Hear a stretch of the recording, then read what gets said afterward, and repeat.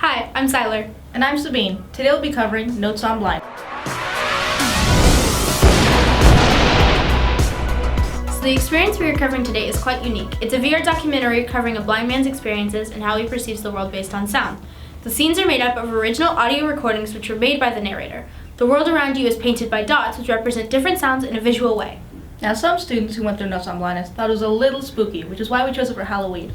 Some scenes deal with the narrator's panic, how he perceives storms, and what it's like to experience complete silence, which are all pretty disorienting because he doesn't have sight. Most people rate the panic tape, where he gets overwhelmed in an unfamiliar place, as the scariest.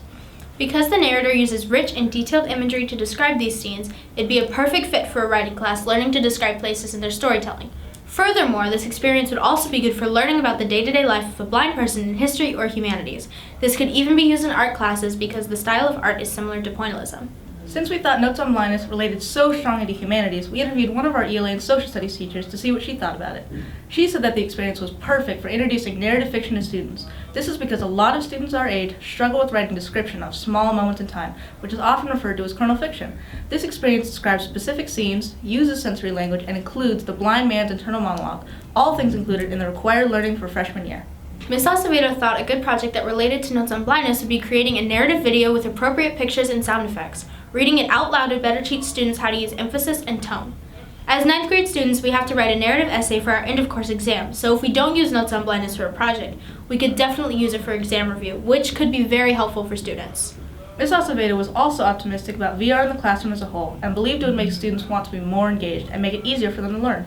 Her main concern, though, was that the blind portion of the experience was too specific to use if you weren't studying a blind person or character for a long period of time, and that the setup wouldn't be worth the time it took to run students through the experience. Speaking of using Notes on Blindness in the classroom, this experience is really easy to set up. It's on the Oculus Go, which is wireless, and the documentary is a fully seated experience. There's no extra hassle, no need to set up a whole separate room. So if you're trying to incorporate VR in the classroom, this is a great place to start because it's so chill. Most of our team also has very low VRQ ratings or get motion sick really easily, but since the game has little movement besides switching scenes, it didn't seem to bother anyone.